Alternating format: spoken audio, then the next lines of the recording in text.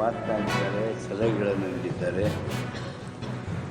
ಬಿಲ್ಲನ್ನು ಎಲ್ಲ ದೃಷ್ಟಿಯಿಂದ ಸ್ವಾಗತ ಮಾಡಿದ್ದಾರೆ. ಅದು ಸಣ್ಣದ ಇರ್ತಕ್ಕಂಥ ಬದಲಾವಣೆ, ಅದಕ್ಕಾಗಿ ಕೃತಜ್ಞತೆಗಳು. ನವೀನ್ ಅವರು ಮಾತನಾಡ್ತಾ ಟೂರಿಸಂ ಬೆಳೀತಾ ಇಲ್ಲ ಅನ್ನೋ ಭಾವನೆ ಬರುವ ರೀತಿಯೊಳಗೆ ಮಾತಾಡಿದರು. ನೀವು ಟೂರಿಸಮನ್ನು ನಾ ಈ ಸದನದಲ್ಲಿ ಈಗಾಗಲೇ ಒಮ್ಮೆ ಸಲ ಹೇಳಿದ್ದೀನಿ. ನಮ್ಮ ಕರ್ನಾಟಕ ಟೂರಿಸಮನ್ನು don't compare it with Goa tourism, don't compare it with Kerala tourism. ನಮ್ಮ ಟೂರಿಸಮ್ ಅದರಾಗ ನಿಮ್ಮನ್ನು ಏನಿತ್ತು ಡೊಮೆಸ್ಟಿಕ್ ಟೂರಿಸಮ್ ಬೆಳೀತಾ ಇಲ್ಲ.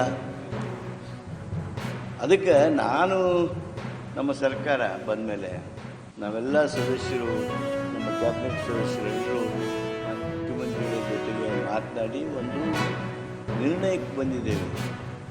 Will not look at tourism department only a department for getting revenue.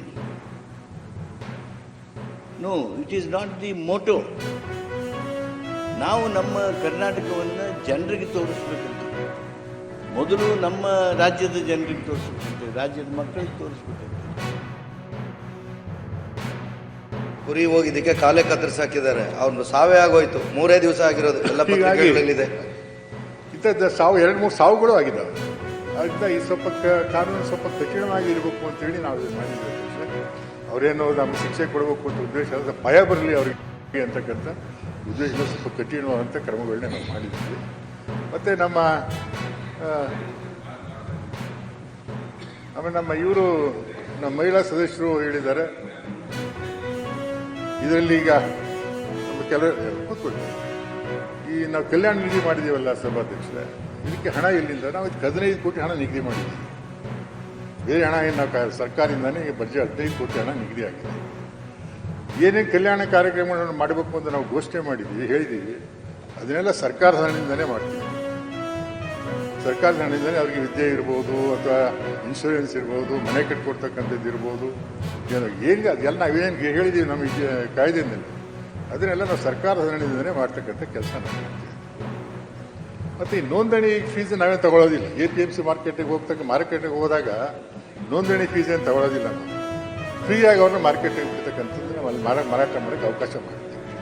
ಮತ್ತು ತಾವು ಹೇಳಿರ್ತಕ್ಕಂಥ ಕೆಲವು ಏನು ಅಂಶಗಳಿದ್ದಾವೆ ಅದನ್ನೆಲ್ಲ ಗಮನದಲ್ಲಿಟ್ಕೊಂಡು ಮುಂದೆ ನಾವು ರೂಲ್ಸ್ ಮಾಡಿದ ಸಂದರ್ಭದಲ್ಲಿ ಅದನ್ನೆಲ್ಲ ಸೇರಿಸ್ಕೊಡ್ತಕ್ಕಂಥ ಪ್ರಯತ್ನ ಮಾಡ್ತೀವಿ. ಇದು ಕುರಿಗಳ ರಕ್ಷಣೆಗಾಗಿ ಮಾಡಿರ್ತಕ್ಕಂಥ ಕಾಯ್ದೆ.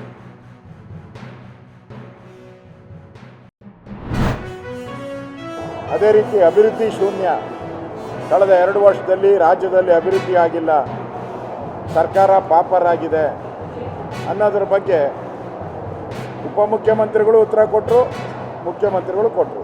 ಅಂದರೆ ಅವ್ರ ಕೈಲಿ ಒಬ್ಬರೇ ಸಮರ್ಥವಾಗಿ ಉತ್ತರ ಹೇಳೋಕ್ಕೆ ಸಾಧ್ಯ ಆಗ್ತಾ ಇಲ್ಲ. ಆ ಪರಿಸ್ಥಿತಿಯಲ್ಲಿ ಇವತ್ತು ಕಾಂಗ್ರೆಸ್ ಸರ್ಕಾರ ಇದೆ. ರಸಗೊಬ್ಬರ ವಿಚಾರವಾಗಿ